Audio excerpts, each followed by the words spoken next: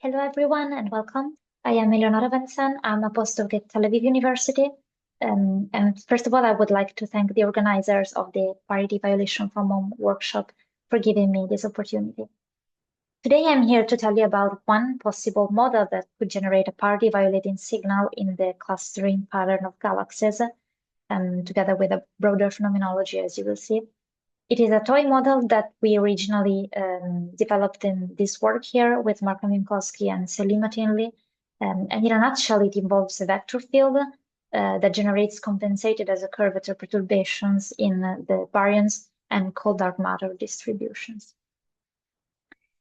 So the broad motivation for doing this is the search for new physics beyond the standard model of particle physics and beyond lambda CDM, of course, through the imprint of new fields in the large-scale structure, which could be scalar, vector, or tensor fields. I'm leaving you the reference to the original paper on cosmic fossils, where the idea was developed. The idea is that you want to differentiate the signature of scalar, vector, and tensors via their different geometric imprints. So the starting point for this toy model is the following. Imagine that you have a vector field that is pulling baryons and cold dark matter in opposite directions in such a way that the total matter density is left unchanged. So if you look at the total, you don't see any difference, but then the single species look displaced with respect to standard lambda CDM. And this is precisely the definition of a compensated isocurvature perturbation, right?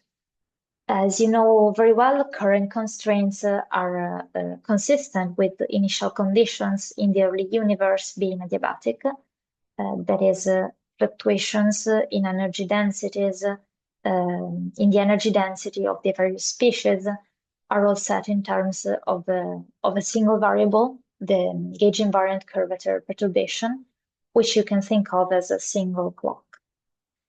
Instead, if you have more than one clock, for example, in multi-field inflation, then you define one such curvature perturbation for each fluid, and you can have a relative fluctuation in the form of isocurvature perturbations. Planck constrains isocurvature to be at most an order percent contribution to the CMB temperature power spectrum, but still there is a particular type of isocurvature that largely evades this bound. So why compensated isocurvature? If you think of temperature anisotropies in the CMB, which are order 10 to the minus 5, then you are tempted to say that matter in the early universe was also distributed with similarly small fluctuations. However, maybe surprisingly, density fluctuations in the various species can actually be much larger than 10 to the minus 5 as long as they compensate in such a way that the total is left unchanged. This is because what the CMB is sensitive to is the total curvature fluctuation, at least at the linear level. This requirement that fluctuations compensate can be expressed in terms of a field, capital delta, where here rho bar are the mean densities and Fp is the baryon fraction. And CMB still allows the CIP power spectrum to be much larger than the adiabatic one, up to 5 orders of magnitude. If you parameterize the CIP spectrum as being proportional to the adiabatic one, then this is roughly the bound that you would get on the amplitude. If you're interested in a more comprehensive list of the current constraints, I'm leaving you the reference to this work, which covers both CMB and also the LSS. In particular, in our toy model, this is what would happen. If you require that there is a relative displacement, as I'm showing here, between baryons and cold dark matter, and that this shift is originated by a vector field A, then this is what you would find for the CIP field capital delta. In this model, the CIP field would be related to the gradient of the density field. So of course, it is non-vanishing if there is a density perturbation in place, as there is. So now, given this expression for the CIP field, which becomes a convolution in Fourier space, you can find the form of the CIP power spectrum. In order to obtain this, I am assuming that delta M and the vector field A are uncorrelated. The quantity mu is the cosine of the angle between your Fourier mode K and K1 in the convolution. Now, what are the requirements on our vector field? In full generality, the displacement field A will have a longitudinal part and a transverse part. The longitudinal component is actually the gradient of a scalar, while the genuine vector degrees of freedom will be contained in the transverse component. Therefore, in order to focus on the purely vector degrees of freedom, we assume that A is a transverse vector field. And this is the form that we assumed for the vector field power spectrum. I will come back to this later when I will actually get to discussing parity violation. But for now, this is of course parity conserving. I have been calling this a toy model because we have not actually embedded this phenomenology into a complete theoretical framework. In order to have some context, this kind of phenomenology could arise in models of asymmetric dark matter, for example, in which baryons and dark matter are charged under some gauge group that is related to the new vector field A, and of course they have opposite charge. So given this form for the power spectrum, this is the CIP power spectrum that you would get in this model. Here I am assuming that the vector field power spectrum is a power law with some index n and a cutoff scale k cut, and this is the result of the convolution in order to obtain the compensated isocurvature perturbations power spectrum. I'm plotting the dimensionless power spectrum here, and I am also plotting the nearly scale invariant case. The amplitude A curly A here has been chosen by taking the highest allowed amplitude from Planck, so that bound on alpha that I was showing earlier. And then this constraint was actually obtained at a pivot scale. So what I did was matching the amplitude of the nearly scale invariant spectrum with the result of the convolution within the toy model at this pivot scale. But because of this procedure, the actual upper bound on curly A might be a bit higher or a bit lower. I am plotting different cutoff scales, which of course have an imprint on the larger scales, as you can expect. And as for the indices, I have considered n equal -5, -6, and -7, which would all look very similar in the plot. So what is the imprint of all of this on the large scale structure? Galaxies are biased tracers of the underlying dark matter density field, and in the presence of compensated isocurvature perturbations, there would be an additional contribution in the bias expansion. A positive capital delta corresponds to an excess of baryon density and a relative compensated suppression of cold dark matter density. So I will focus on galaxy-galaxy correlations here. In the paper, we comment on the detection prospects, and we show that the model leaves an imprint in kinetic Sunyi-Zeldovich tomography in cross correlation with galaxies. And this might actually be the best way to detect the compensated isocurvature nature of this toy model. This kind of signal might be within the reach of future surveys such as the megamapper cross CMB-HD. But for now, I will just focus on this galaxy signature. So within this model, there would be a correlation between two modes, K and K prime. I'm taking K and K prime to be different from each other, so that in the null case of no vector field, this correlation will be vanishing. So given this correlation, a pair K plus K prime equals capital K will provide an estimator for the vector field. And the existence of this correlation has an interesting implication. That is, if you take another pair, K1 and K1 prime, that sums up to minus capital K, then you will have an unvanishing 4-point correlation between these four Fourier modes, which sum up to 0.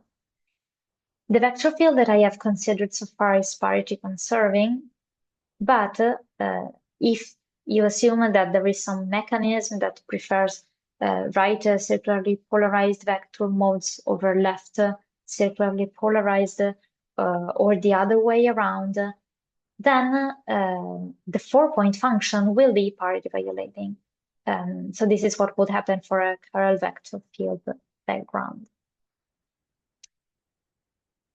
Now I would like to show a different way to achieve a parity violating signal within this model, and this time at the level of the 2-point function. I want to show that if the vector field is parity breaking, then this will source an antisymmetric part in the cross correlation between different biased tracers. By antisymmetric cross correlation, I mean that I want to take a pair of objects A and B that have different bias parameters and switch the pair, so send R into minus R. You can find more details about this observable in this work where it was originally introduced, and then in this recent work where I explored a bit more in details the modeling of the antisymmetric cross correlation and also its applications. So what is going on here? Intuitively, in the presence of a long mode, the 2-point function or the power spectrum of these galaxies gets modulated by the presence of the underlying long mode.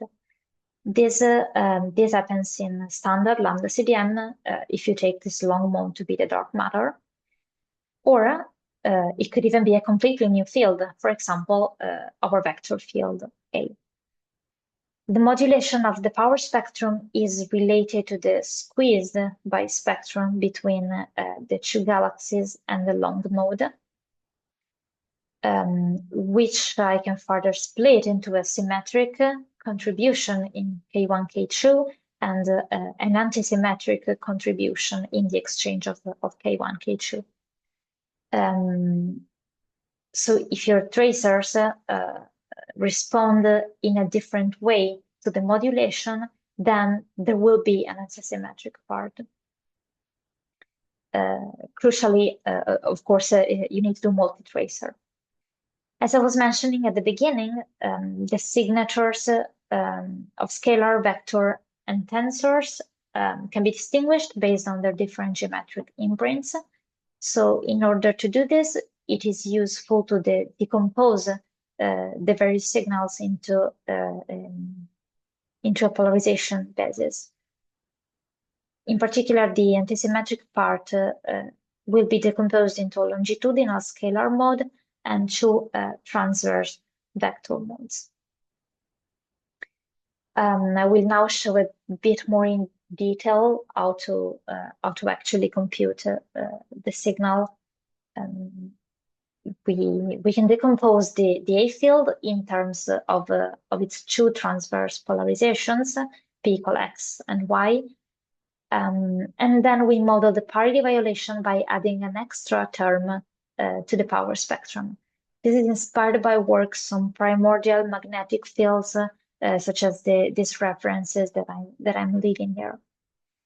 So now the antisymmetric signal will be sourced by the antisymmetrized squeezed bispectrum. And the recipe to compute this is you take the antisymmetrized bispectrum, you take the squeezed limit, and you get this expression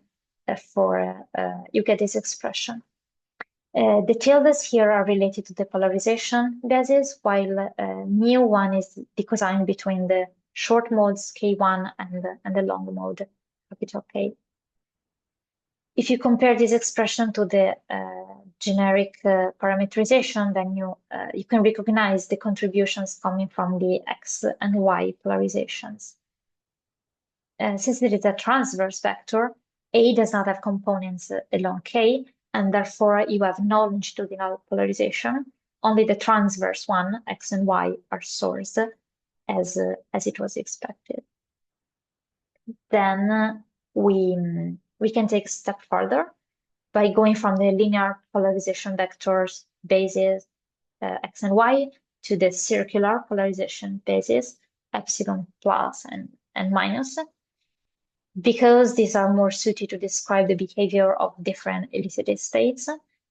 And then these would be the amplitudes that you get for the antisymmetric imprints for F plus and F minus. The important points here are, well, of course, that the signal vanishes in the single tracer case. You need the two tracers to have different clustering properties, different linear bias parameters. And then the parity violating term enters with an opposite sign in the two cases. Therefore, what we can do is we can build a combination of the two F plus F minus by defining an even part and an odd part. And then the ratio of these quantities will tell you about the degree of parity violation.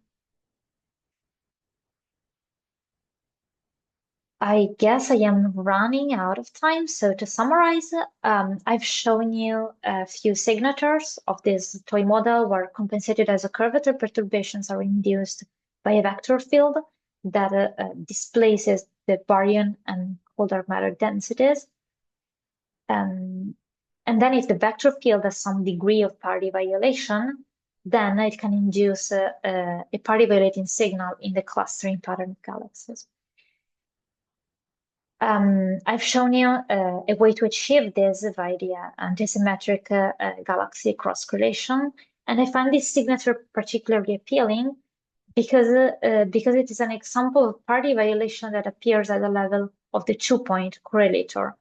And this is unlike the usual story, right, for galaxy clustering, because for scalar mode, you should look at least at the 4-point function, because a tetrahedron would be the lowest order statistics, which is sensitive to parity violation.